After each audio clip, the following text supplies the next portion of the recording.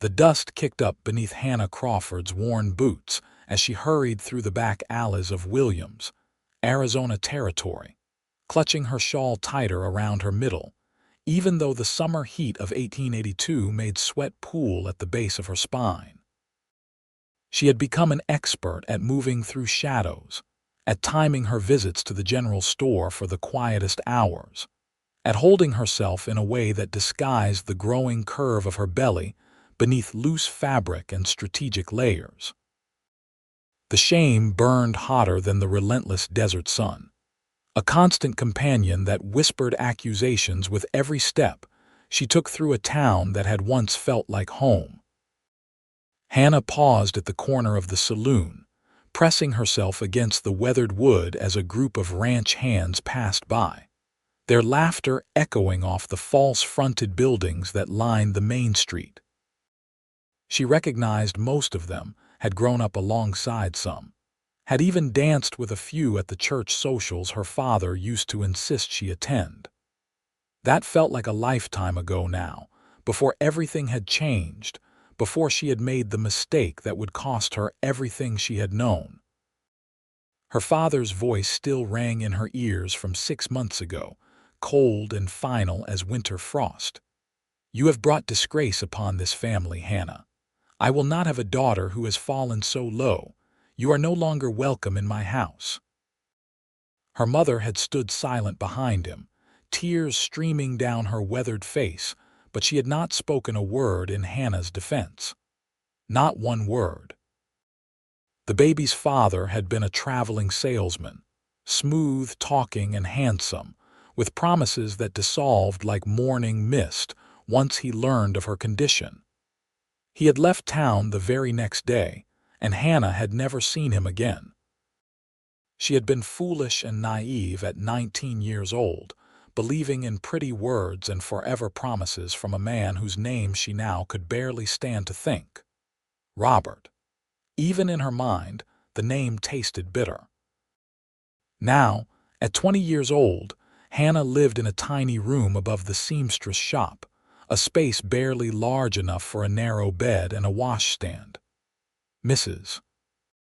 Fletcher, the seamstress, was one of the few people in Williams who had shown her any kindness, though even that came with tight-lipped disapproval and lectures about sin and redemption. Hannah worked dawn to dusk, her fingers bleeding from needle pricks, her back aching from hunching over fabric, earning just enough to pay for her room and meager meals. She had maybe 2 months before her condition became impossible to hide, before the whispers would turn to outright condemnation, before she would lose even this precarious foothold on survival. The ranch hands moved on, and Hannah continued her careful journey toward the general store.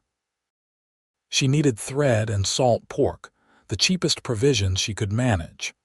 Her stomach growled, a hollow ache that had become familiar.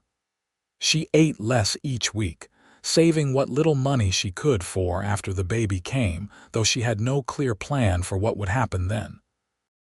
The future stretched before her like an empty desert, vast and unforgiving, offering no shelter from the storm she knew was coming. The bell above the general store door chimed as she entered, and Hannah kept her eyes down, focusing on the worn floorboards beneath her feet. Mr. Peterson, the store owner, grunted an acknowledgement from behind the counter, but did not offer his usual friendly greeting. Word had gotten around, as it always did in small towns. People knew something was wrong with Hannah Crawford, even if they had not yet confirmed the exact nature of her disgrace. She gathered her items quickly, counting out coins with trembling fingers. As she turned to leave, the door swung open with such force that she stumbled backward, nearly dropping her precious purchases. "Sorry, miss," a deep voice said, and Hannah looked up to find herself facing a tall cowboy with sun-bronzed skin and eyes the color of worn leather. He reached out to steady her elbow, his touch gentle despite the obvious strength in his calloused hands. "Did not mean to startle you. It is fine," Hannah murmured, trying to step around him, but the cowboy did not immediately move aside. "You are Miss Crawford, are not you?" he asked, and Hannah's heart sank. Recognition meant questions, meant judgment, meant all the things she had been trying so hard to avoid. "I am," she said, lifting her chin with what little pride she had left. "And you are?" "Harrison Wells," he said, removing his hat to reveal dark hair that fell just past his collar. "I have been working at the Double R Ranch about 5 miles north of town. Just came into Williams a few months back from Colorado." Hannah nodded, not trusting herself to say more. Harrison Wells looked to be in his mid-20s, with the kind of honest, open face that seemed out of place in a world that had taught her that men's words were rarely worth the breath it took to speak them. "I heard your father owns the leather goods shop on 2nd Street, Harrison continued, seemingly unaware of or unconcerned by the tension radiating from Hannah's rigid posture. "He does," Hannah said shortly, "though that is no longer any concern of mine." Something flickered across Harrison's face, a shadow of understanding that made Hannah's throat tighten. She pushed past him then, clutching her parcels close, and hurried out into the afternoon heat. Behind her, she heard Mr. Peterson say something to Harrison in a low voice, and shame flooded through her again, hot and suffocating. She had made it halfway back to the seamstress shop when she felt it, a strange fluttering in her belly like butterfly wings. Hannah stopped in the empty alley, pressing her hand to her stomach, and felt it again. The baby. Moving, real and alive and depending on her completely. Tears welled in her eyes, a mixture of fear and wonder and desperate love for this child she had not planned but could not help wanting, despite everything. "Miss Crawford." Hannah spun around to find Harrison Wells standing at the mouth of the alley, his hat still in his hands. The sight of him there, framed by the harsh sunlight, made her feel cornered and exposed. "Why are you following me?" she demanded, wiping quickly at her eyes. "I am not following you," Harrison said, taking a few cautious steps forward as if approaching a skittish horse. "I just wanted to make sure you were all right. You looked upset." "I am perfectly fine," Hannah lied. "Please leave me alone." Harrison was quiet for a moment, his eyes searching her face. Then he said, "I do not believe you are fine, Miss Crawford. And I think maybe you do not have many people in this town you can talk to." The kindness in his voice was almost more than Hannah could bear. She shook her head, backing away. "You do not know anything about me or my situation, and trust me, Mr. Wells, you do not want to. Now please, go about your business and let me go about mine." She turned and walked away quickly, not daring to look back, but she could feel his eyes on her until she rounded the corner and disappeared from sight. That night, lying on her narrow bed with her hands resting on her growing belly, Hannah allowed herself to cry. She cried for the future she had lost, for the family who had turned their backs on her, for the child who would come into the world branded with her shame. She cried until she had no tears left, until exhaustion finally pulled her under into restless sleep. The next morning, Hannah woke to find Mrs. Fletcher standing over her thin lips pressed into an even tighter line than usual. "There was a man here asking after you, Mrs. Fletcher said without preamble. "A cowboy. I told him you were not available for visitors, but he left this for you." She held out a small package wrapped in brown paper. Hannah sat up slowly, taking the package with confusion. Inside, she found a loaf of fresh bread, still warm, and a small jar of honey. There was no note, but somehow Hannah knew it was from Harrison Wells. "I do not know what kind of arrangement you have with that man, Mrs. Fletcher continued coldly, "but I will not have my shop used as a place for such transactions. You are already on thin ice, Hannah Crawford. Do not make your situation worse." "There is no arrangement," Hannah protested. "I barely know him. I met him yesterday at the general store, Mrs. Fletcher's skeptical expression made it clear she did not believe her, but she left without further comment. Hannah sat holding the bread and honey, her heart in turmoil. Why would a stranger show her such kindness? What did Harrison Wells want from her? Men did not do things out of the goodness of their hearts, not in her experience. There was always a price, always an expectation, but that bread smelled so good and her stomach was so empty. Hannah broke off a piece, spread it with honey, and ate it slowly, savoring every bite. It was the best thing she had tasted in months. Over the next 2 weeks, Hannah found herself crossing paths with Harrison Wells with increasing frequency. He would be leaving the general store as she arrived, or walking past the seamstress shop just as she stepped out for air, or watering his horse at the trough across from the bakery where she sometimes bought day-old rolls. Each time he tipped his hat politely, sometimes offered a kind word, but never pressed her for conversation or made her feel uncomfortable. It was unnerving, this gentle persistence. Hannah did not know what to make of it. Then came the day that changed everything. Hannah was walking back from the well, carrying a heavy bucket of water when she felt a sharp pain in her lower back. She gasped and stumbled, water sloshing over the sides of the bucket.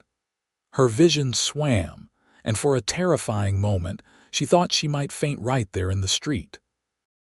Strong hands caught her shoulders, steadied her, took the weight of the bucket from her trembling grip. Harrison's face swam into focus above her, his expression tight with concern. "You should not be carrying such heavy loads in your condition," he said quietly, and Hannah felt the blood drain from her face. "I do not know what you mean," she whispered, but it was a futile denial. Up close with Harrison's knowing eyes on her, she knew the truth was plain to see. "Come on," Harrison said gently. "Let me help you back to wherever you are staying. You need to rest." Hannah wanted to refuse, wanted to cling to her dignity and her secrets, but another wave of pain rolled through her back and she found herself nodding. Harrison carried the water bucket in one hand and kept his other hand hovering near her elbow, ready to catch her if she stumbled. He did not touch her more than necessary, did not make her feel weak or foolish, and somehow that made Hannah's eyes burn with tears she refused to shed. When they reached the seamstress shop, Harrison set down the bucket and finally spoke the words that had been hanging between them. "How far along are you?" Hannah looked at him, at this cowboy who was still practically a stranger, and made a decision. She was so tired of carrying everything alone. "About 6 months, I think," she said quietly. "Maybe a bit more." Harrison nodded slowly, processing this information. "And the father?" "Gone," Hannah said flatly. "He left town the moment he found out, and my family has disowned me. So you see, Mr. Wells, I am not someone you want to associate yourself with. I am ruined, and everyone in this town knows it or soon will." "Did you love him?" Harrison asked. The father, the question surprised Hannah. No one had asked her about her feelings, only about her sin. "I thought I did," she admitted, "but I think maybe I just loved the idea of being loved. I was foolish." "You were trusting," Harrison corrected. "There is a difference." They stood in silence for a moment, and then Harrison said, "My mother raised me and my 2 sisters alone after my father died in the war. I was just a baby when it happened. I grew up watching her struggle, watching people look down on her for working to feed her children, for not having a man to speak for her. She was the strongest person I ever knew, and she taught me that a woman's worth is not determined by what people say about her, but by what is in her heart." Hannah stared at him, something tight and painful loosening in her chest. "Why are you telling me this?" "Because I want you to know that I do not judge you, Miss Crawford, and because I want to help you if you will let me." "Why?"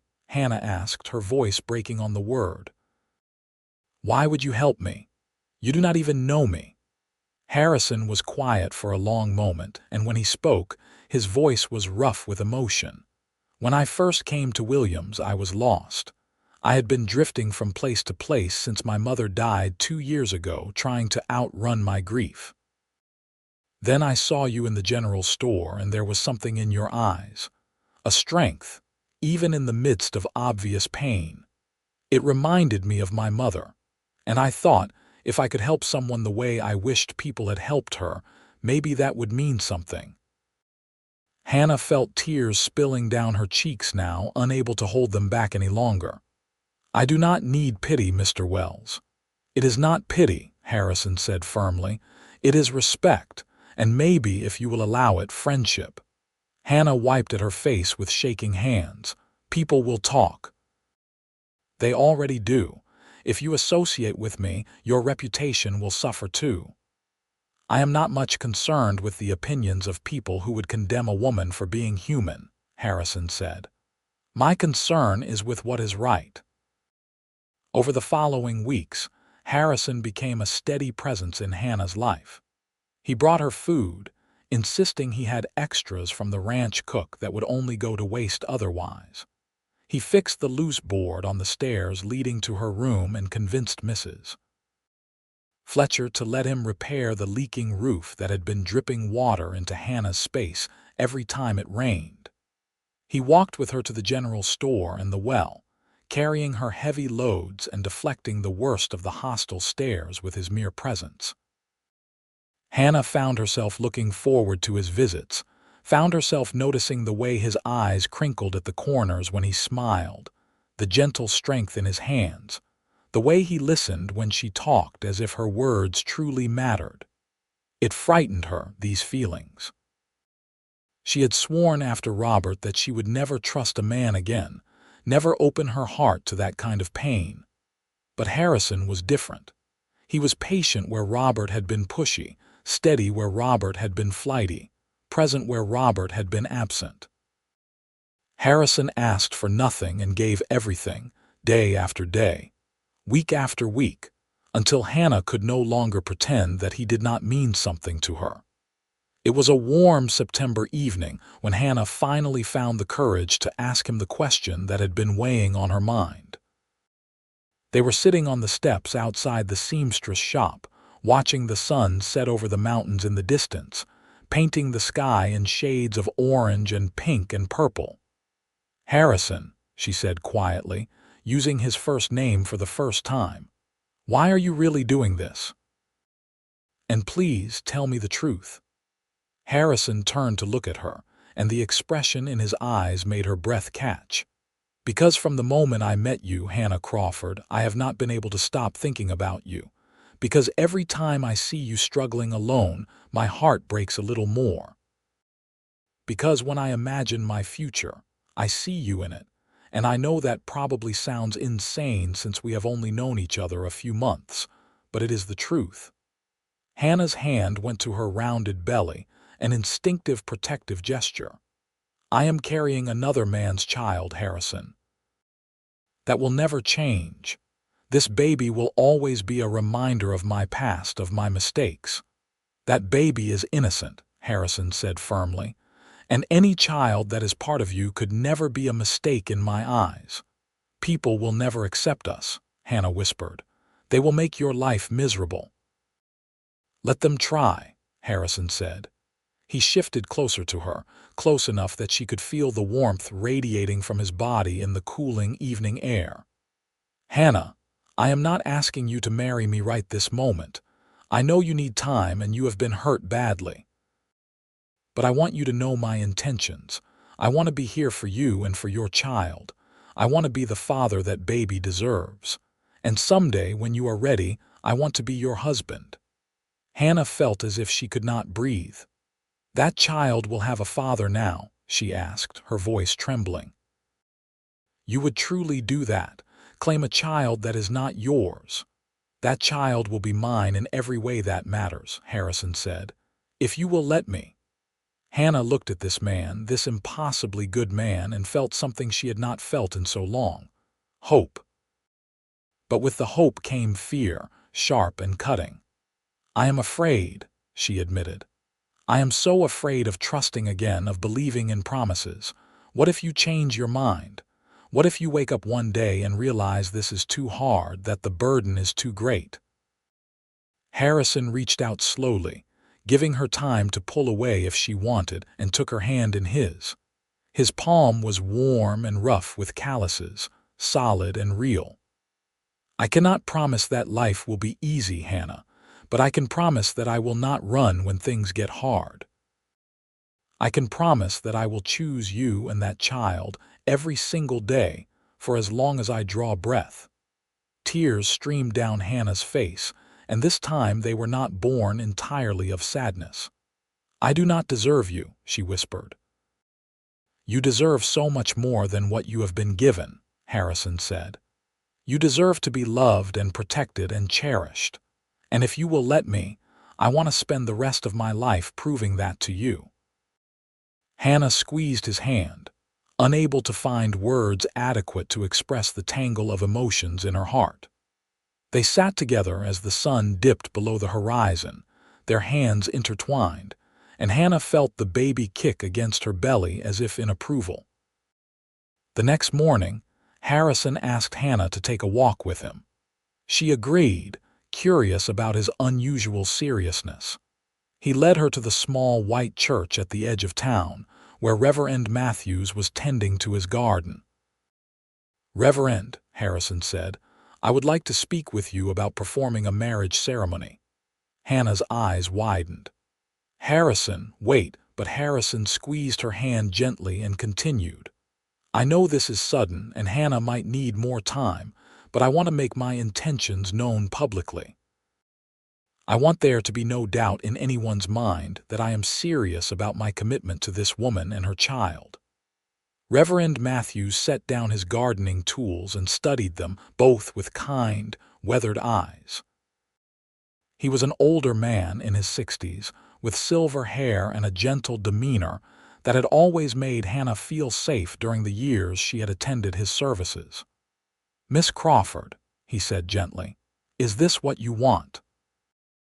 Hannah looked at Harrison, at the determination and love in his face, and then down at her swollen belly. Her mind raced. Marriage would give her child legitimacy, would provide protection and security. But more than that, in the short months she had known Harrison Wells, he had shown her more genuine care and respect than anyone else in her life. "I am afraid," she admitted, her voice barely above a whisper, "but yes, I want this." Reverend Matthews nodded slowly. "Then I will perform the ceremony, but I want you both to understand the gravity of what you are undertaking. Marriage is a sacred covenant, not something to be entered into lightly." "I understand, Reverend," Harrison said, "and I am prepared to honor that covenant with everything I have." The Reverend turned to Hannah. "And you, my dear, you have been through a great trial. Are you entering this marriage of your own free will, not out of desperation or obligation?" Hannah thought about this question carefully. Was she desperate? Yes, she could not deny that. But as she looked at Harrison, she knew that was not the only reason. In the months she had known him, he had awakened something in her that she thought had died when Robert abandoned her. He had shown her that goodness still existed in the world, that not all men were liars and cowards. "I am entering this marriage because Harrison has shown me, through his actions, that he is a man of honor," Hannah said. "Because he has asked for nothing and given everything. Because when I look at him, I see the kind of father I want for my child and the kind of partner I want for myself. So yes, it is of my own free will." Reverend Matthews smiled, the expression transforming his lined face. "Then it would be my privilege to unite you both in holy matrimony. When would you like to have the ceremony?" Harrison looked at Hannah. "As soon as possible, if that is all right with you." "Tomorrow," Hannah said, the word coming out stronger than she expected. "Let us do it tomorrow." That evening, Hannah sat in her small room, trying to process the enormity of what was about to happen. She had no fancy dress to wear, no family to stand with her, no celebration to mark the occasion. But she had Harrison, and somehow that felt like enough. A soft knock came at her door, and she opened it to find Mrs. Fletcher standing there with an armful of ivory fabric. "I heard about the wedding," the seamstress said stiffly. "And while I cannot say I approve of the circumstances, I also cannot send you to your wedding in a threadbare work dress. Consider this my wedding gift." Hannah stared at the beautiful fabric, tears springing to her eyes. "Mrs. Fletcher, I do not know what to say." "Do not say anything," the older woman replied. "Just let me take your measurements so I can have this ready by tomorrow morning." As Mrs. Fletcher worked, pinning and tucking the fabric, she said quietly, "That cowboy of yours is a good man, Hannah.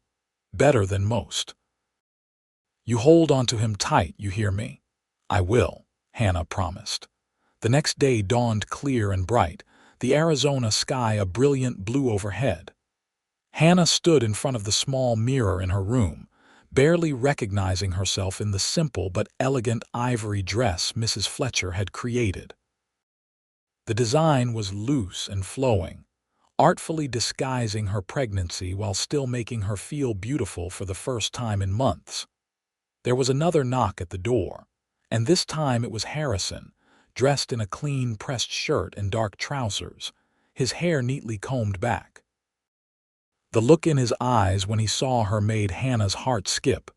"You are beautiful," he said softly. "Thank you," Hannah whispered. "Harrison, are you sure about this?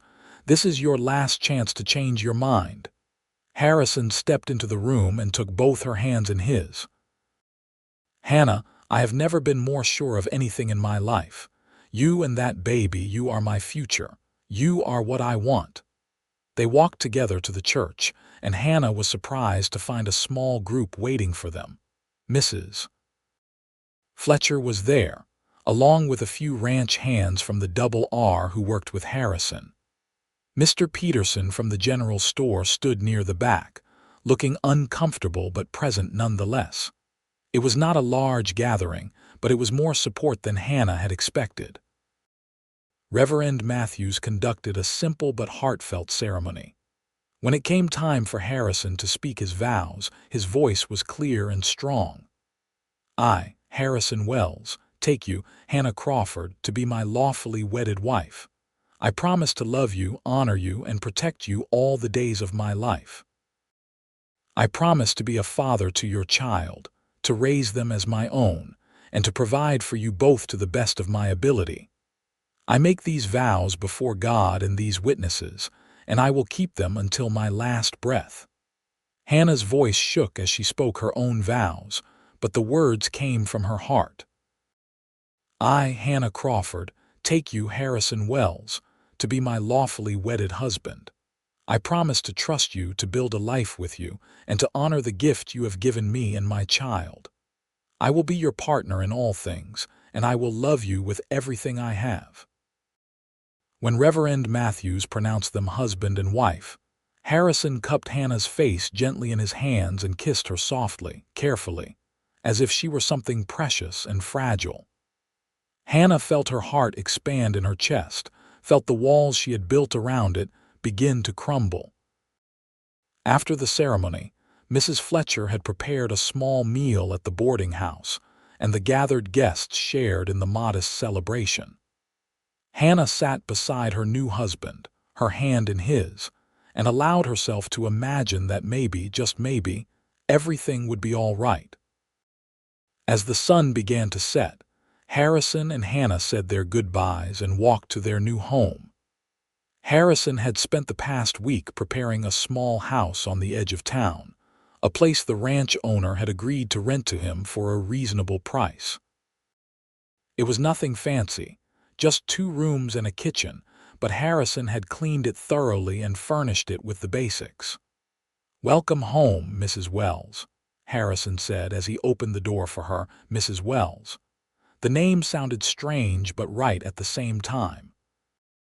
Hannah stepped inside and looked around at the simple but clean space. There was a bed in one corner with a colorful quilt, a table with 2 chairs, a wood stove, and a rocking chair positioned near the window. "The rocking chair is for after the baby comes," Harrison explained, looking suddenly shy. "I thought you might like it." Hannah walked over to the chair and ran her hand along the smooth wood. The gesture was so thoughtful, so considerate of the reality of what was coming, that she felt tears threaten again. She seemed to cry at everything these days. "It is perfect," she said. "All of this is perfect." That night they lay together in the bed, Harrison holding Hannah carefully against his chest, his hand resting protectively over her belly. It was the first night in months that Hannah felt truly safe, truly at peace.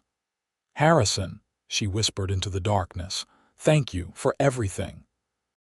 For seeing me when I felt invisible. For choosing us when you did not have to." "You do not have to thank me," Harrison murmured into her hair. "Loving you is not a burden, Hannah. It is a privilege." The baby kicked against his hand and Harrison laughed softly. "Was that—" "Yes," Hannah said, smiling. "That was the baby." Harrison shifted so he could press a kiss to her forehead. Strong already, just like their mother.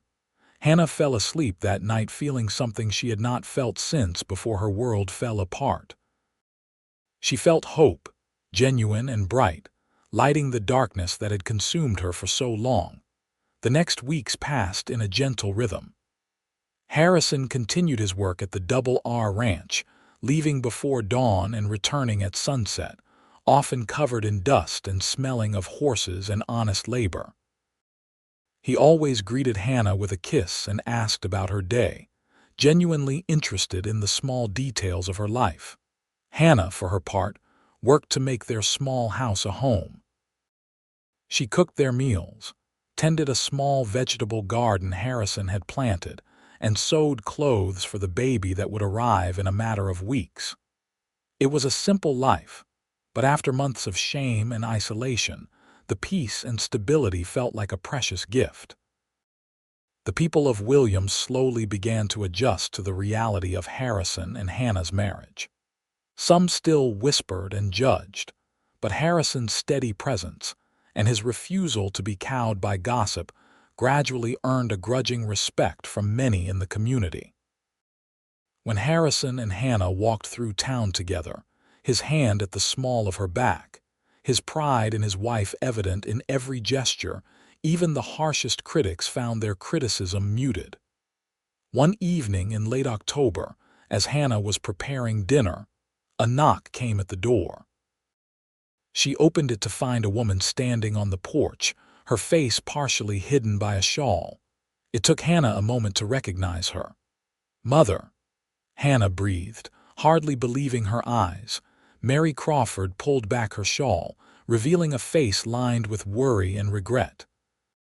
"Hello, Hannah," she said quietly. "May I come in?" Hannah stepped aside wordlessly, her mind reeling. Her mother entered the small house, her eyes taking in every detail. "I heard you got married," Mary said, "to a cowboy named Harrison Wells." "Yes," Hannah said, her voice guarded.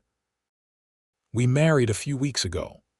Mary turned to face her daughter, and Hannah could see tears glistening in her eyes. "I have been a coward, Hannah. I stood by and let your father throw you out when you needed us most. I have regretted it every day since." Hannah felt her own tears rising. "Then why did you not come sooner? Why did you let me struggle alone for months?" "Because I was afraid of your father's anger, afraid of what people would think, afraid of so many things that seem foolish now," Mary admitted. "But when I heard you had married, that there was a man willing to stand by you and claim your child, I knew I could not hide behind my fear any longer. I had to see you, had to try to make amends if you will let me." Hannah sank into a chair, her hands trembling. "Does father know you are here?" "No," Mary said, "and he would be furious if he knew. But Hannah, you are my daughter. I carried you beneath my heart just as you are carrying that child now. I know what you are feeling, the love and fear and fierce protectiveness, and I am ashamed that I let anything come between us." Before Hannah could respond, the door opened and Harrison entered, stopping short when he saw the unfamiliar woman in their home. His eyes immediately went to Hannah, checking her well-being. "Harrison, this is my mother, Mary Crawford," Hannah said softly. "Mother, this is my husband, Harrison Wells." Harrison removed his hat and nodded respectfully, though his protective stance near Hannah did not relax. "Mrs. Crawford." "Mr. Wells," Mary said, "I've heard good things about you around town. They say you are a hard worker and an honest man." "I try to be," Harrison said simply. He moved to Hannah's side, his hand coming to rest on her shoulder. The gesture was subtle but clear.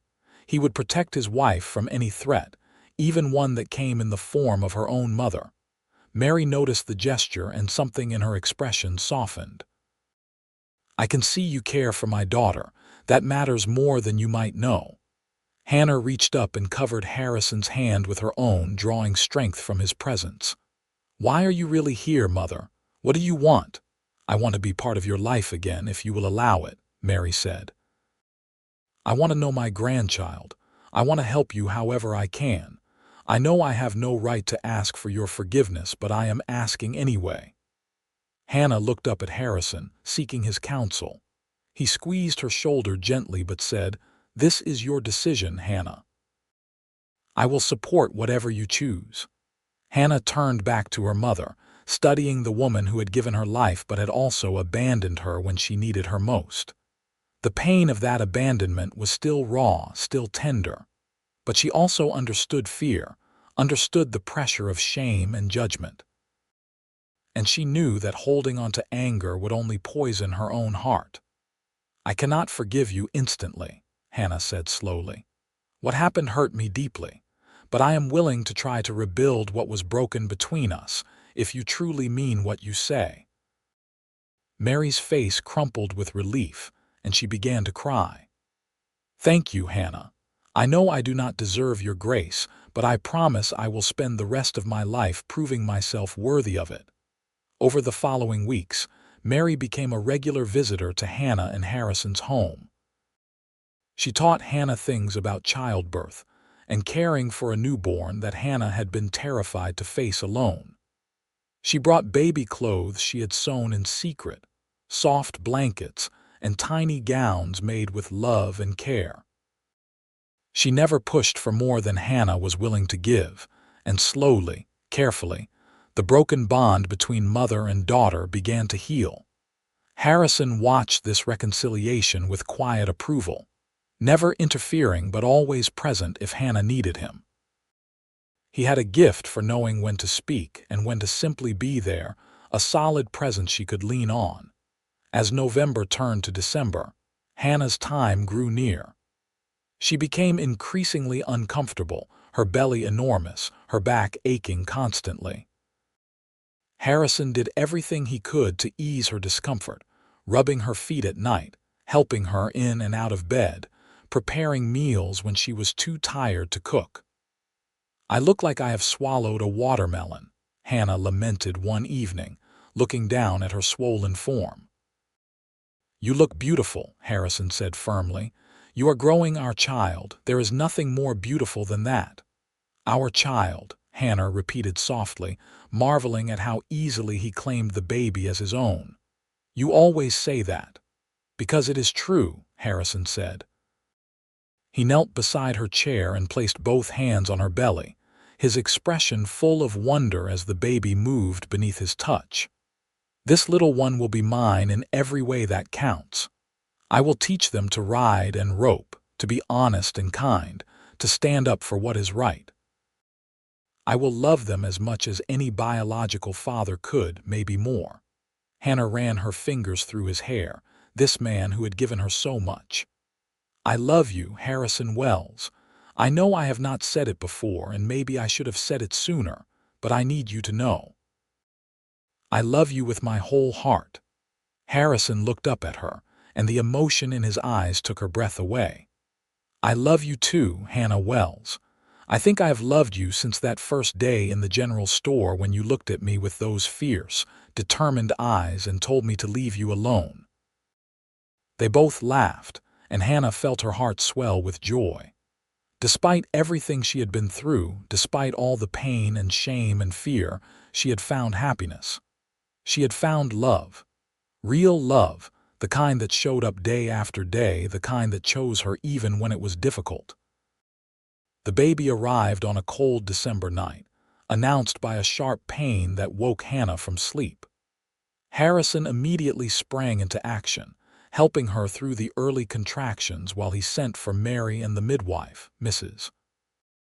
Thompson, an experienced woman who had delivered most of the babies in Williams for the past 20 years. The labor was long and difficult, lasting through the night and into the next day. Harrison stayed by Hannah's side the entire time, holding her hand, wiping her brow with cool cloths, whispering encouragement when she was certain she could not go on. "You are the strongest person I know," he told her during a particularly hard contraction. "You can do this, Hannah. I am right here with you." Finally, as the sun was setting on that December evening, a baby's cry filled the small house. Mrs. Thompson laughed with relief and triumph. "You have a son, Mrs. Wells, a fine, healthy boy." Hannah collapsed back against the pillows, exhausted but elated. Harrison's face was wet with tears as the midwife cleaned the baby and placed him in Hannah's arms.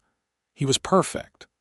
Small and red-faced and squalling with indignation at being thrust into the cold world, but absolutely perfect.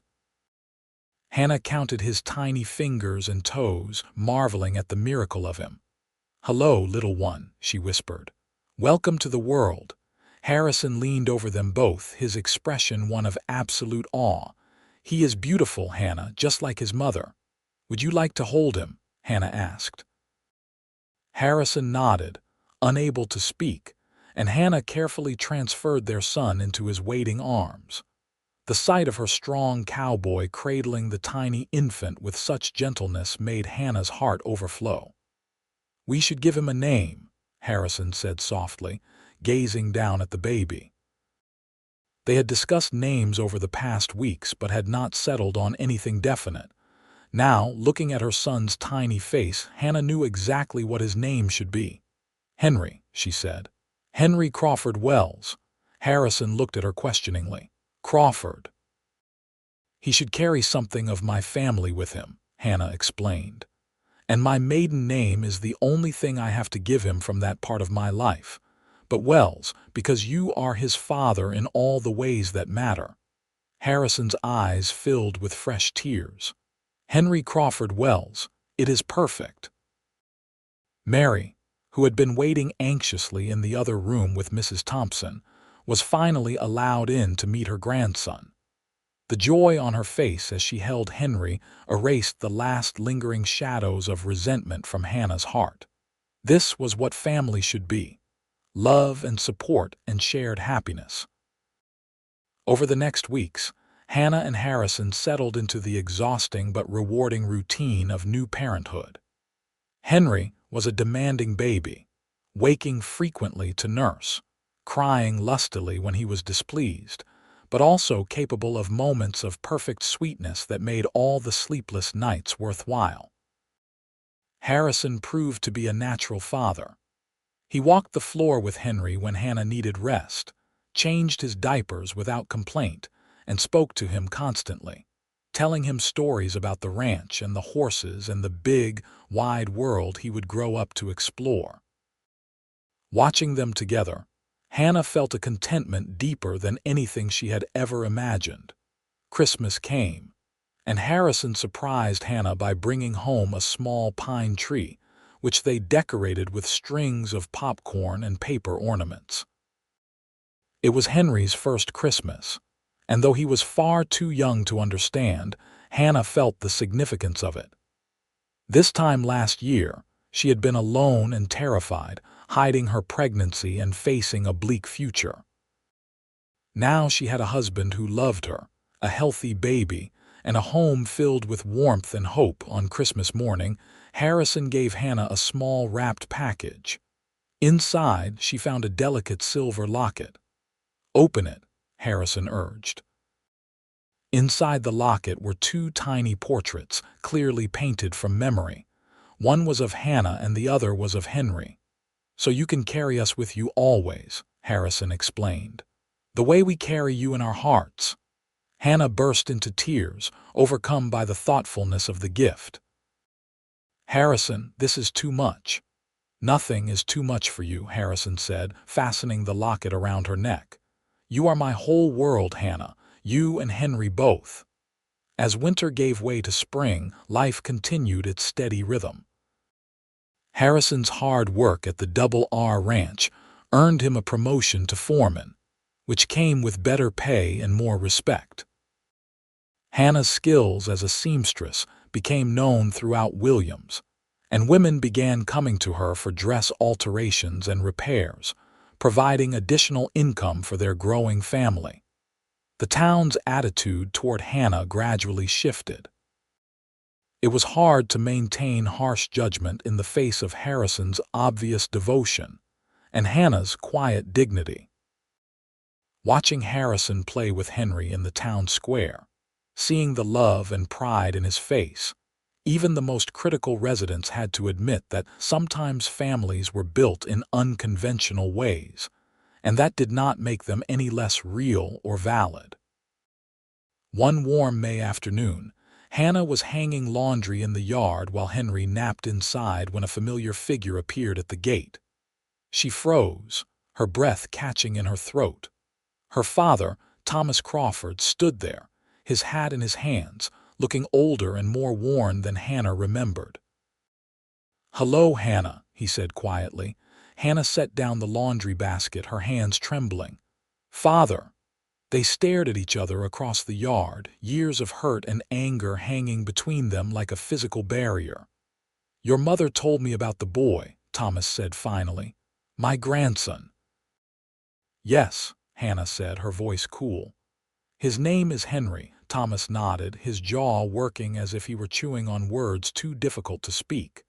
"She also told me about your husband, that he is a good man, that he treats you well."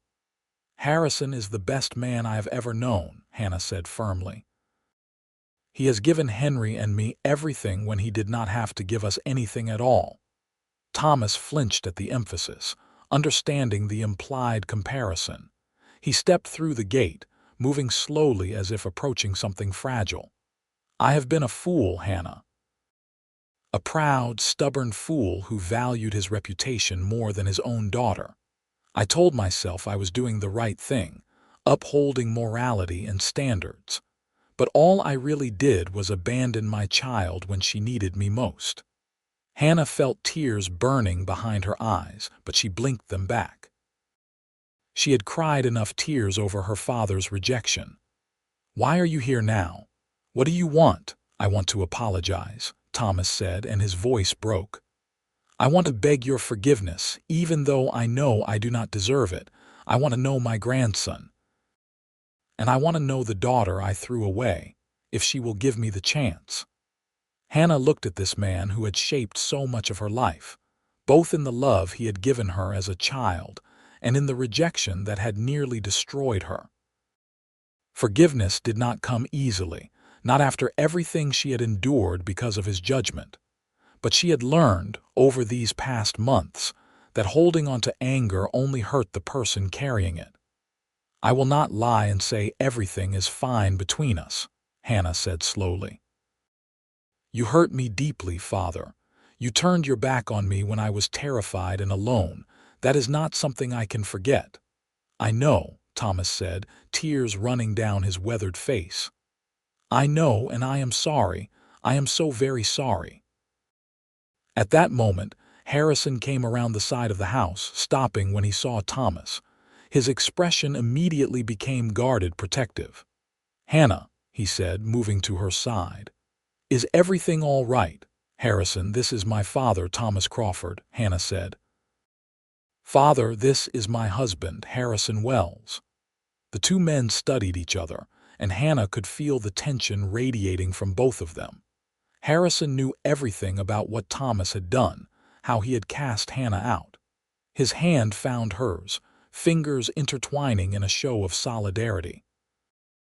"Mr. Crawford," Harrison said, his tone neutral but his stance anything but. "Mr. Wells," Thomas responded, "I want to thank you for caring for my daughter and grandson when I failed them." "I do not need your thanks," Harrison said bluntly. "I love Hannah.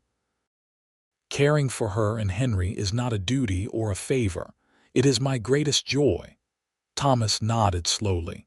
"I can see that. And I can see that my daughter has found a far better man than I ever was."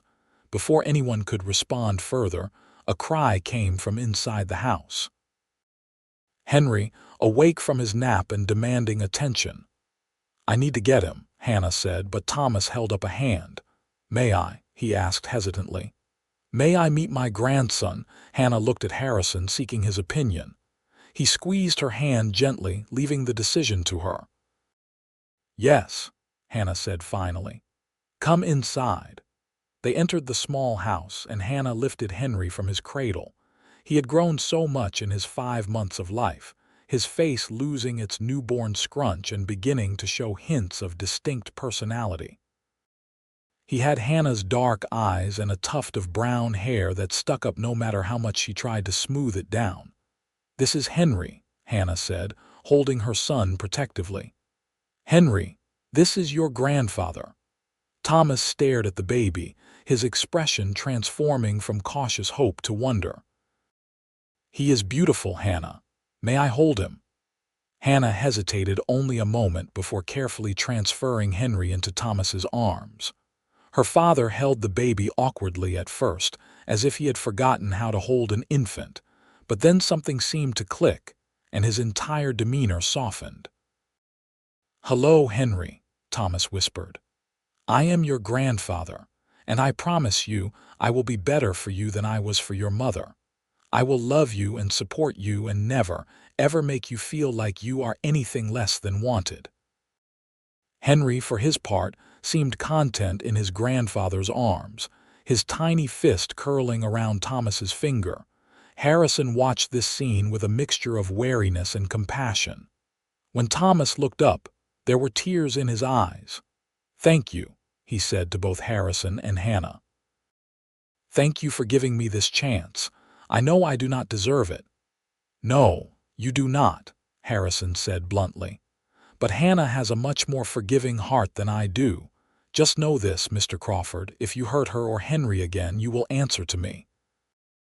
And I do not much care about your feelings or your reputation." Far from being offended, Thomas nodded. "I would expect nothing less from a man who truly loves my daughter.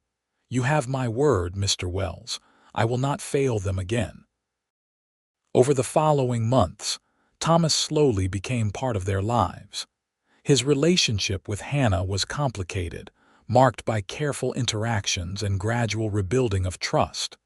But his love for Henry was immediate and obvious. He would visit several times a week, bringing little gifts and toys, teaching his grandson the same songs he had taught Hannah as a child. The reconciliation with her father lifted a weight from Hannah's shoulders that she had not even fully realized she was carrying. While their relationship would never be exactly what it had been before, there was healing in the effort, in the choice to move forward rather than remain trapped in the pain of the past. Harrison and Hannah's love continued to deepen as well. The initial foundation of respect and kindness grew into something profound and unshakable. They learned each other's rhythms and moods, developed their own private jokes and traditions, and built a partnership that felt equal and strong. One evening in late summer, as they sat on their porch watching Henry play in the yard, Harrison said, "I have been thinking about expanding the house. Adding another bedroom, maybe a larger kitchen." Hannah smiled. "Already planning for more children, are we?" "I would like that," Harrison admitted. "If you would. Henry could use a brother or sister." Hannah leaned against her husband's shoulder, watching their son chase a butterfly across the grass. "I would like that too." "This family you have built with us, Harrison, it is more than I ever dreamed possible, and I would love to add to it." Harrison kissed the top of her head. You have made me happier than I ever imagined I could be, Hannah Wells. Before I met you, I was just drifting through life. But you gave me purpose, gave me a reason to put down roots and build something lasting. We gave that to each other, Hannah corrected gently. As the Arizona sun set in a blaze of orange and gold, painting the desert landscape in warm hues, Hannah reflected on the journey that had brought her to this moment. She thought about the girl she had been a year and a half ago, alone and terrified, hiding her pregnancy in shame, certain that her life was over. She thought about the cowboy who had seen past her mistakes to the person underneath, who had offered love and acceptance when the rest of the world offered only judgment. The pain of her past would always be part of her story, but it no longer defined her. She had been knocked down, had fallen as low as she thought a person could fall, but she had gotten back up. She had survived. And more than that, she had found a love that was real and true, the kind of love that showed up every day in 1,000 small ways. Henry let out a delighted laugh as he finally caught the butterfly, then immediately opened his hands to let it go free. He ran back to the porch, his little legs pumping, and threw himself into Harrison's arms. "Papa," he crowed, and Harrison caught him up, swinging him high. Hannah's heart swelled watching them together. Harrison was Papa. Not a stepfather, not a substitute, but simply and completely Henry's father in every way that mattered. That winter, Hannah discovered she was expecting again. Harrison was overjoyed, and even Henry seemed to understand in his toddler way that something special was happening. He would pat Hannah's growing belly and say, "Baby," with great seriousness, as if he already understood his future role as big brother. Mary was thrilled at the prospect of another grandchild, and even Thomas showed more excitement than Hannah had expected. Her parents' marriage had improved as well, as Mary's decision to stand up to Thomas and reconnect with Hannah seemed to have shifted something fundamental in their relationship. The second pregnancy was easier than the first, both physically and emotionally. Hannah did not have to hide or feel ashamed. She could enjoy the miracle of the growing life within her, could share her joy with Harrison and with their community. The women of Williams, who had once whispered about her disgrace, now included her in their gatherings, asked her advice on child rearing, and treated her as one of their own. On a warm April evening in 1884, Hannah gave birth to their second son. The labor was shorter this time, though no less intense. Harrison was once again by her side, and when Mrs. Thompson placed the squalling infant in Hannah's arms, the love she felt was just as overwhelming as it had been with Henry. "Another boy," Harrison said, his voice thick with emotion. "We make fine boys, Mrs. Wells." They named him James Harrison Wells, carrying his father's name as Henry carried Hannah's. When they brought James home, Henry was fascinated by his tiny brother, wanting to touch him constantly and help with everything. "Gentle," Harrison would remind him, guiding Henry's eager hands. "He is very small and delicate."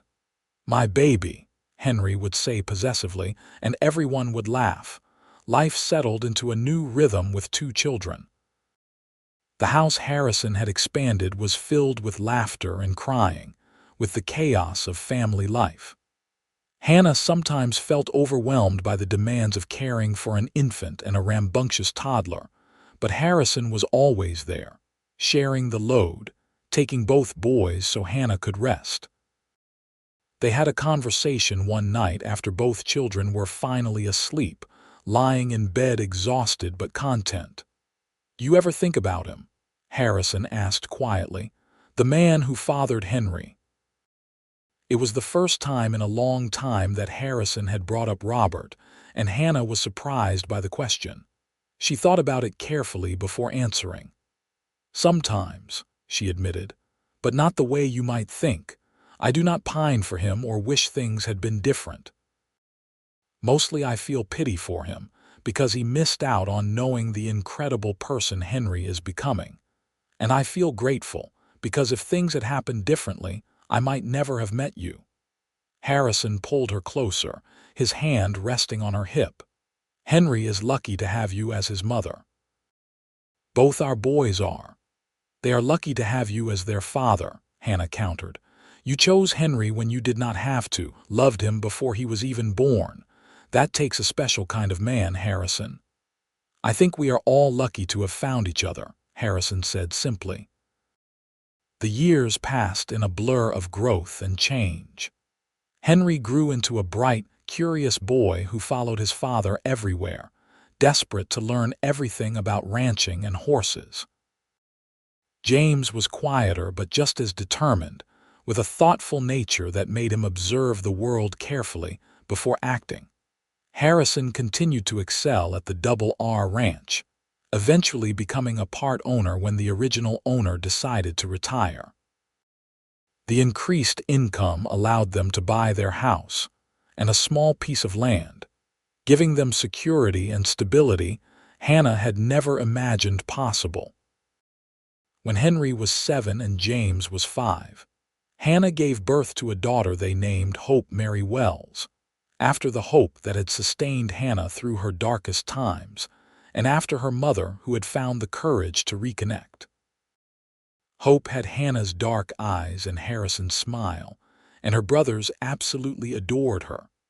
The Crawford family had fully reconciled by then, with Thomas often bringing Hope little dolls and spending hours playing with all 3 grandchildren. He had become, in his later years, the kind of grandfather Hannah had always hoped he would be, gentle and patient and full of love.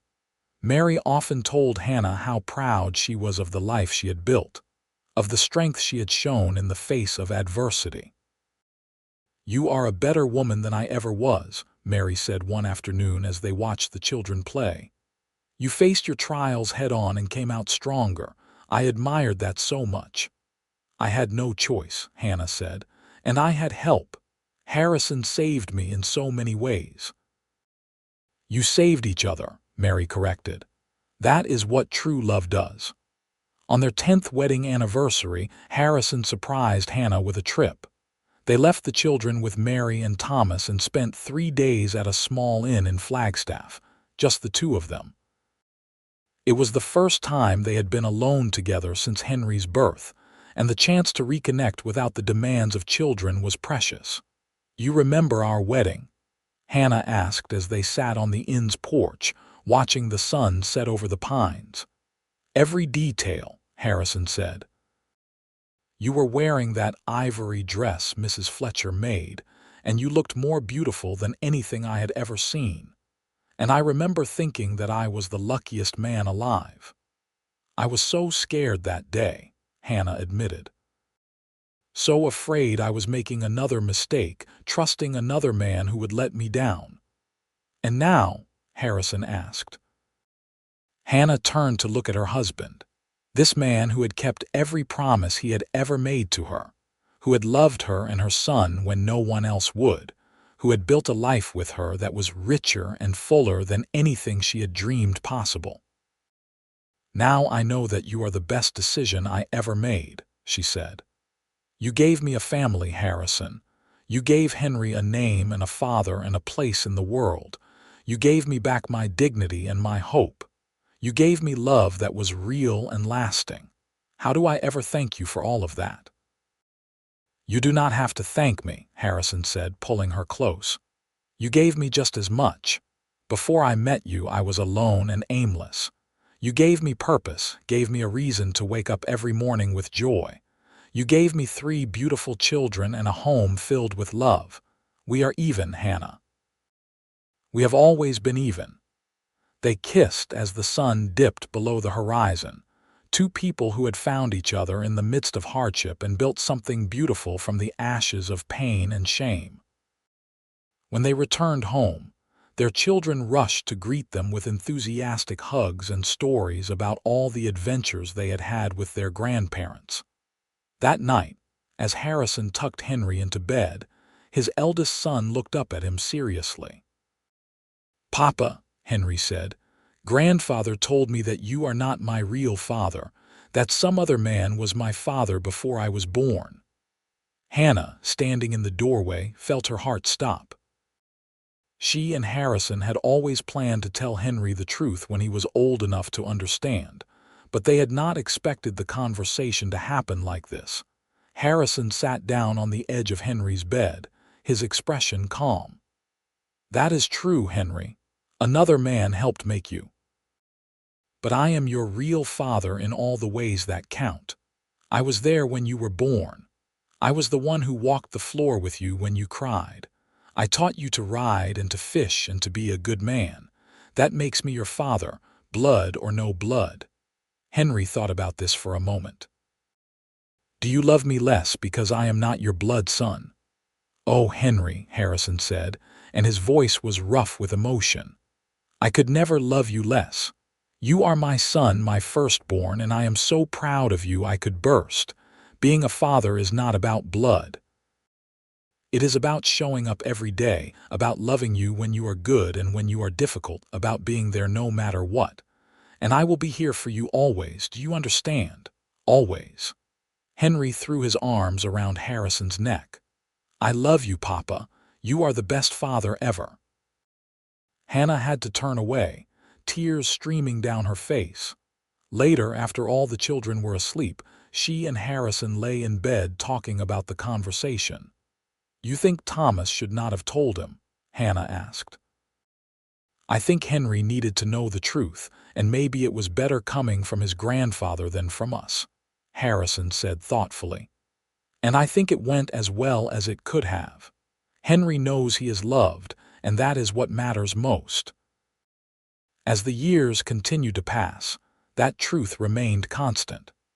Henry, James, and Hope grew up secure in the love of their parents, understanding that family was built on more than just blood.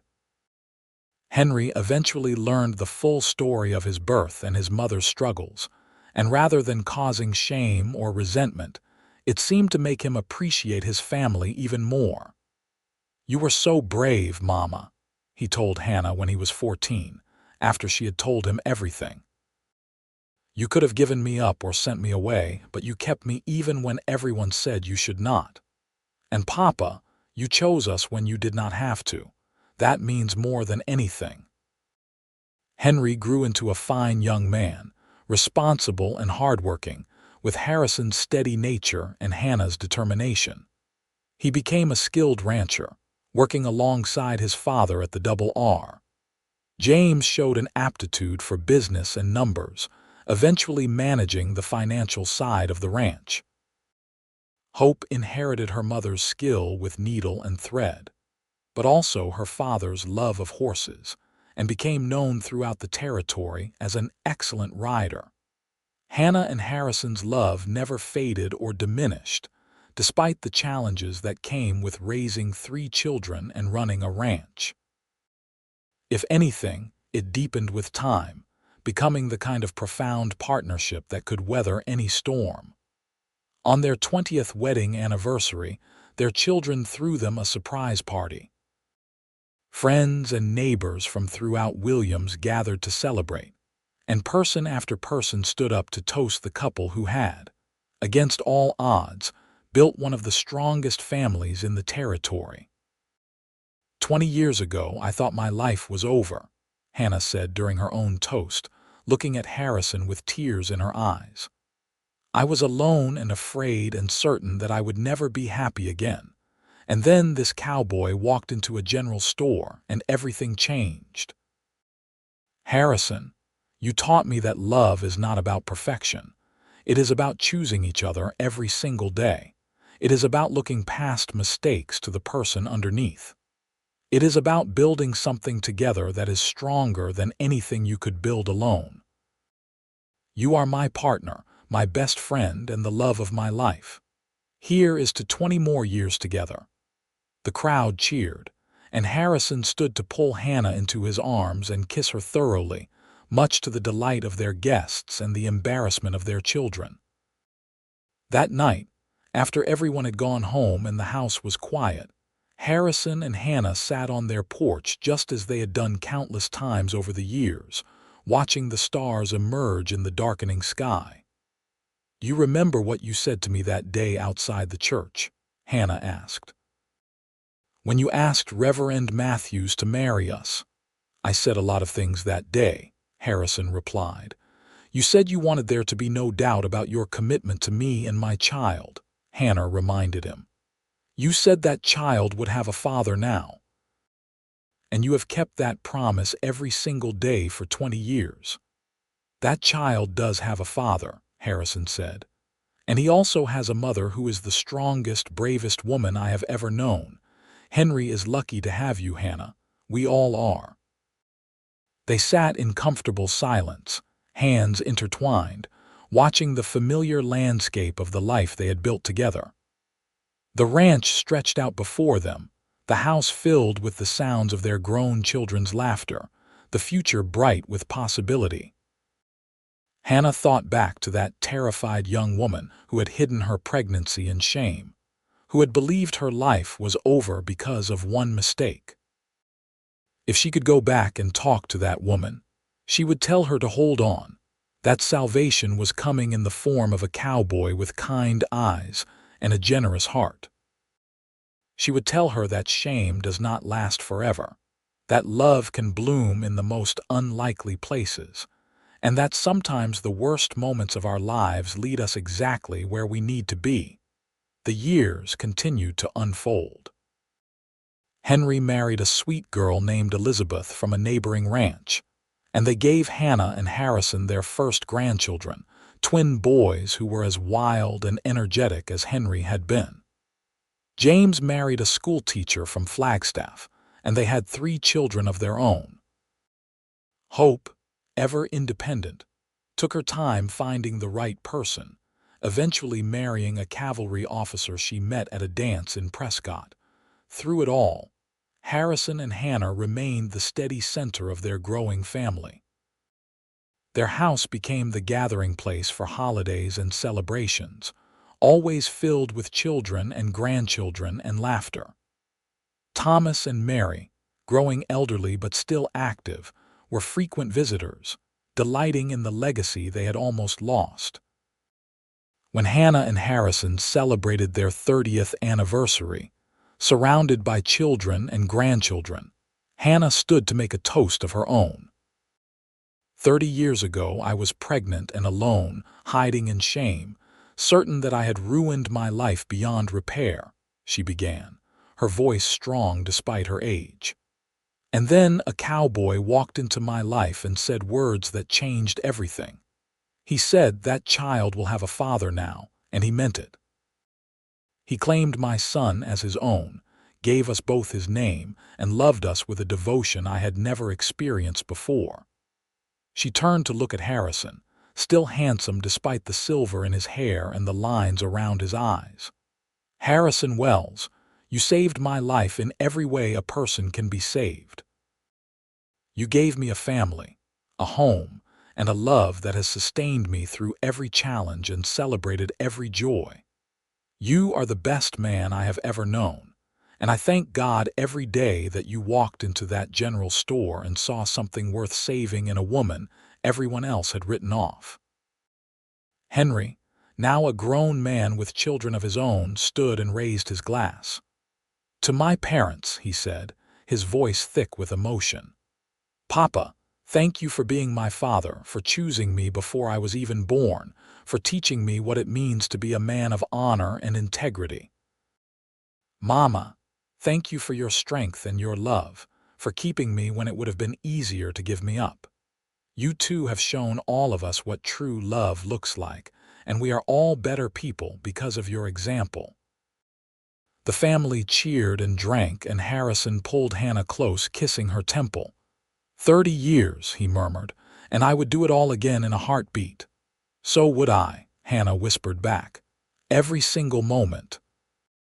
As the celebration continued around them, Hannah reflected on the incredible journey her life had taken. From the lowest point of despair to heights of happiness she had never imagined possible, from shame and rejection to acceptance and love, from being alone to being surrounded by family. It had not been an easy path, but it had been worth every struggle. The sun set over the Arizona landscape, painting the sky in brilliant shades of orange and pink and purple, the same colors that had blessed their wedding day so many years before. The ranch that Harrison had helped build stretched out before them, a testament to hard work and dedication. The house that had started as 2 rooms had grown into a sprawling home that could accommodate their entire extended family. But more than any physical accomplishment, more than any material success, what Hannah treasured most was the love that had sustained her through everything. Harrison's love had been her anchor in the storm, her shelter in the wilderness, her hope when all seemed lost. And in return, she had given him her whole heart, holding nothing back, trusting in the promise he had made that day outside the church. The years passed with increasing speed, as they do when life is full and rich. Harrison and Hannah grew old together, their bodies slowing but their love remaining constant. They held each great-grandchild with the same wonder they had felt holding Henry for the first time. They celebrated anniversaries and birthdays, mourned the passing of friends and family members, and faced each new chapter of life side by side. On a warm spring evening, when Hannah was 68 and Harrison 73, they sat together on their porch as the sun set, watching their great-grandchildren play in the yard. Harrison's health had been declining, his strong body finally succumbing to the decades of hard ranch work, but his spirit remained undiminished. "You remember," Harrison said softly, "that first day I saw you in the general store. You were trying so hard to be invisible, to disappear into the shadows. But I saw you, Hannah, and I knew even then that you were someone special." "I thought you were crazy," Hannah admitted with a smile. "This stranger who kept showing up, offering kindness when I was certain I did not deserve it." "You deserved everything," Harrison said firmly. "You deserved to be loved and protected and cherished, and I am grateful that I got to be the one to do it." Hannah leaned her head against his shoulder, breathing in the familiar scent of him, memorizing the feel of his presence beside her. "You gave me a life I never dreamed possible, Harrison. You took a broken, scared young woman and showed her that she was worthy of love. You claimed my son and loved him as your own, never making him feel less than your other children. You built a family with me that has brought joy to so many people. How do I ever thank you for all of that?" "You do not have to thank me," Harrison said, repeating the words he had spoken so many times over the years. "Loving you has been the greatest privilege of my life." They sat together as the sun dipped below the horizon, painting the sky in shades of gold and crimson, their hands intertwined as they had been for nearly 50 years. Around them, their descendants played and laughed, living testaments to the love that had started with a cowboy's promise and a pregnant woman's desperate hope. Hannah thought about that young woman she had been, hiding her pregnancy in shame, certain her life was over. She thought about Harrison's words that had changed everything. "That child will have a father now." Simple words, but they had contained a universe of promise and commitment. Henry, now a grandfather himself, approached the porch with Elizabeth at his side.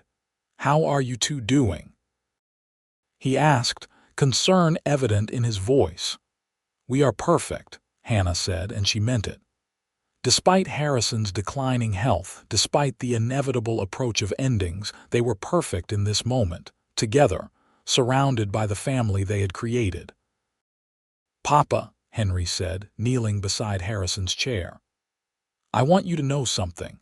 I have had the best life a man could ask for. I have a wonderful wife, beautiful children and grandchildren, meaningful work, and a place in this community. And all of it traces back to the choice you made 50 years ago to claim me as your son. You did not have to do that. No one would have blamed you if you had walked away. But you did not. You chose me, and that choice shaped everything that came after. Harrison reached out and gripped Henry's shoulder with a hand that trembled slightly but still held strength. You are my son, Henry. You always have been, from the moment I first held you, and I am so proud of the man you have become. The two men embraced, and Hannah watched through tears, her heart full to overflowing. This, she thought, this was what love looked like. This was what it meant to choose each other, to build something lasting, to create a legacy that would outlive them both.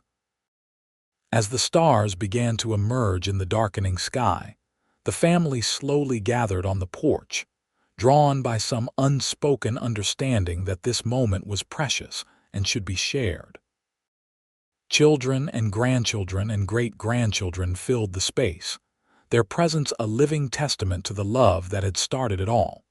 Harrison looked around at all the faces, his expression peaceful and content. I want you all to know, he said, his voice growing stronger, that I have lived a blessed life. I found the love of my life when I needed her most, and she gave me a family beyond my wildest dreams. Remember this. Love is not about perfection. It is about choosing each other every single day, through good times and hard times. It is about looking past mistakes and seeing the person underneath. It is about building something together that is stronger than anything you could build alone. He turned to Hannah, taking both her hands in his. And you, my beautiful Hannah, have been my partner in all things for 50 years. You made me a better man. You gave me purpose and joy and a reason to wake up grateful every single morning. I love you with everything I am, and I always will. I love you too, Hannah whispered, tears streaming down her face. Always and forever.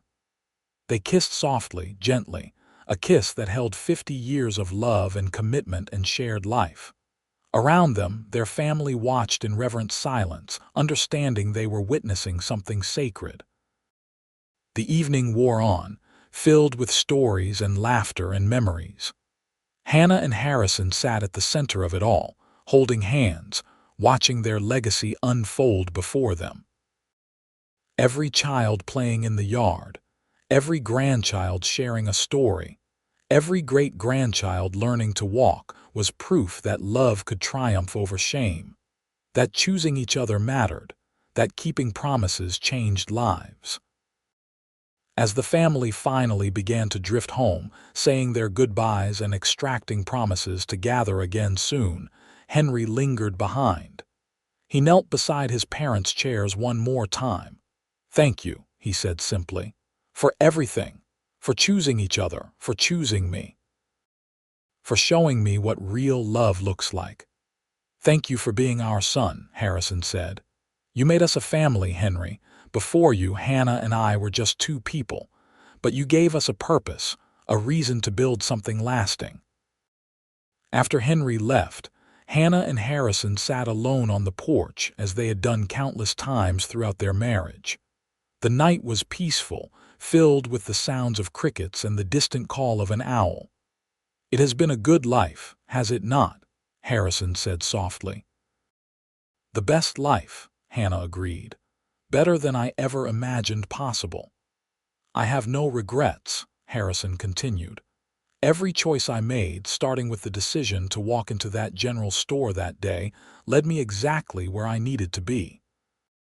That child has a father now, Hannah repeated softly, recalling his words from so long ago. You said that to me, and you meant it. You kept that promise, Harrison. You gave Henry a father, a real father, and you gave me a partner and a love I will carry with me forever.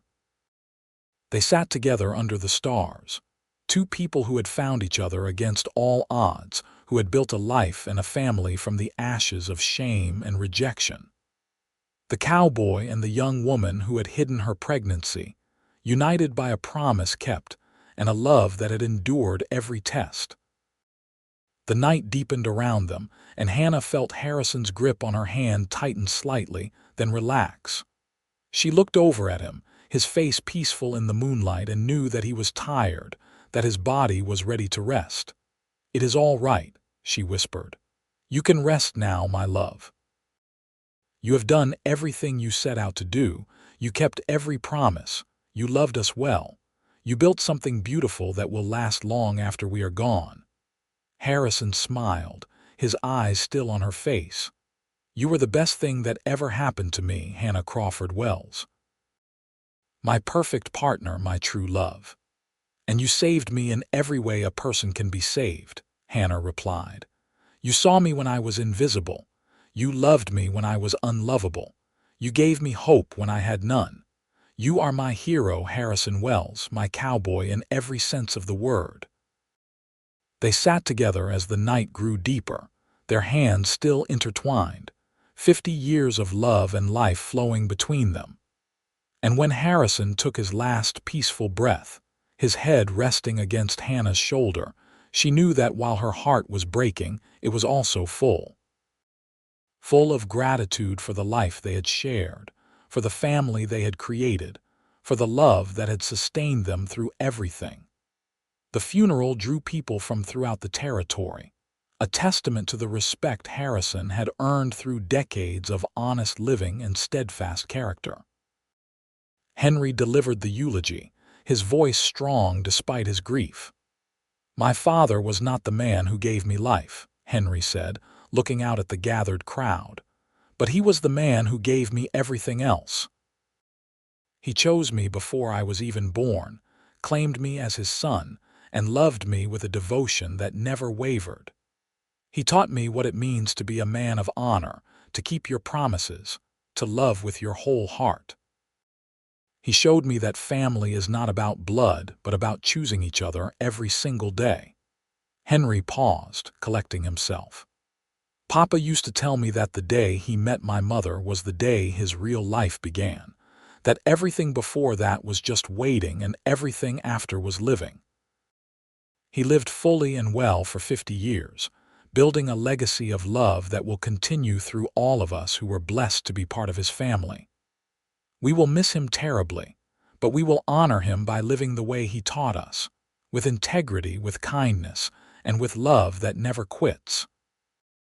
After the funeral, as the family gathered at the ranch, Hannah sat in the rocking chair Harrison had given her before Henry's birth, now worn smooth by decades of use. Her children and grandchildren and great-grandchildren surrounded her, offering comfort and support. "Tell us the story, Grandma," one of the great-grandchildren asked. "Tell us about how Grandpa Harrison saved you." Hannah looked at the eager faces around her, these beautiful people who existed because a cowboy had chosen to love when he could have walked away. She took a deep breath and began the story she had told many times over the years, but which never lost its power. "I was hiding my pregnancy in shame," she began, her voice steady despite her grief. "I thought my life was over, that I had nothing left to hope for. And then your grandfather walked into a general store and everything changed. He saw me, really saw me when everyone else looked away. He showed me kindness when I had forgotten what that felt like, and he made me a promise." She paused, remembering that moment outside the church, Harrison's determined face as he spoke to Reverend Matthews. "The cowboy said, 'That child will have a father now,'" Hannah continued, her voice thick with emotion. "And he meant it. He kept that promise every single day for 50 years. He loved Henry as his own, never making him feel different or less than. He loved me with a devotion that never faltered, even when I struggled to believe I deserved it. He built this family with his bare hands and his faithful heart." The great-grandchildren listened with rapt attention, and Hannah felt Harrison's presence so strongly it was as if he were sitting beside her, his hand on her shoulder. "Remember this," Hannah said to all of them. "Love is a choice, made new every single day. Your grandfather chose love over judgment, chose commitment over convenience, chose us over ease. And that choice created all of this, all of you. That is his legacy, and that is what he would want you to remember. Hannah lived another 5 years after Harrison's death. Years filled with continued involvement in her family's life and cherished memories of the man she had loved for more than half a century. She remained sharp and engaged until the end, still offering wisdom and love to her ever-expanding family. On a spring evening very similar to the one when Harrison had died, Hannah gathered her children around her. She was 83 years old, her body frail but her spirit still strong. "It is time," she told them simply. "I have lived a full and blessed life far beyond anything I deserved or expected, but I am ready to be with your father again." Henry, now in his 60s, took his mother's hand. "You gave me life twice, Mama. Once when you carried me, and again when you chose to keep me despite everything. And then you gave me the greatest gift of all, a father who loved me unconditionally." "Your father was the gift," Hannah corrected gently. "I was just lucky enough to recognize it." She looked at each of her children, her eyes lingering on their beloved faces.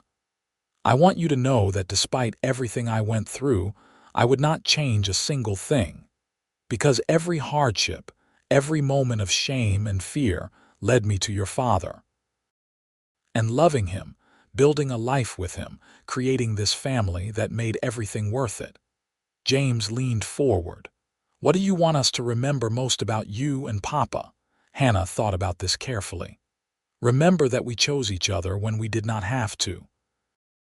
Remember that love can bloom in the darkest times. Remember that family is built on promises kept and love freely given. And remember that the worst moments of your life can lead you to the best things if you do not give up hope." She paused, her breathing becoming labored. "And remember that somewhere in Williams, Arizona, a long time ago, a cowboy saw a woman hiding her pregnancy in shame and said, 'That child will have a father now.' Those words changed everything, and the ripples of that choice are all around you in this room."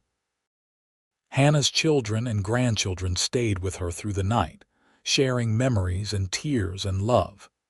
As dawn broke over the Arizona desert, painting the sky in the familiar shades of orange and pink and purple, Hannah took her last peaceful breath, a smile on her face. She was laid to rest beside Harrison, their headstones simple but meaningful. Harrison Wells, 1852–1925, beloved husband, father, grandfather. That child will have a father now. Hannah Crawford Wells, 1862. 1930, beloved wife, mother, grandmother. She found hope in the wilderness. The family gathered at the ranch after the funeral, filling the house that Harrison had built and Hannah had made a home. There was grief, certainly, but there was also gratitude for the legacy Hannah and Harrison had left behind. Henry stood before the family, now the patriarch, and raised a glass. "To my parents," he said, his voice carrying the weight of 8 decades of love. "They taught us that family is not defined by blood, but by choice. That love is not about perfection, but about commitment. That the worst circumstances can lead to the most beautiful outcomes if we do not lose hope. Their love story started with shame and fear and ended with joy and legacy. May we all be so blessed to love as deeply and as well as they did."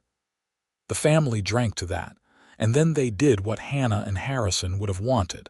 They celebrated life. Children played in the yard where Harrison had once taught Henry to rope.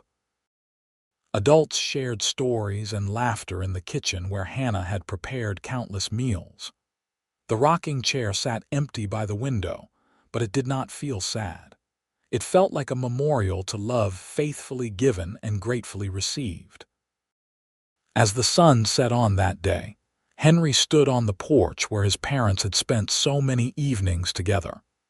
His own grandchildren played in the yard, and he felt the weight of the legacy he carried. He was the child who had been born in shame but raised in love, the boy who had been claimed by a cowboy before he could even understand what that meant. "Thank you, Papa," Henry whispered to the evening air. Thank you for choosing me, for choosing us, for showing me what it means to be a real father." The breeze seemed to carry an answer, a sense of peace and completion. Harrison's promise had been kept, his love had endured, and his legacy would continue through all the generations that came after. In the end, the story was simple but profound. A young woman hiding her pregnancy in shame, certain her life was over. A cowboy who saw past the judgment to the person underneath. A promise made and kept. That child will have a father now. And from those basic elements, a love story for the ages, a family that spanned generations, and a legacy that proved love could triumph over any obstacle. The sun dipped below the horizon, and somewhere in the vast expanse of the Arizona Territory, the spirits of a cowboy and the woman he had saved walked together through eternity, their love story complete but never forgotten.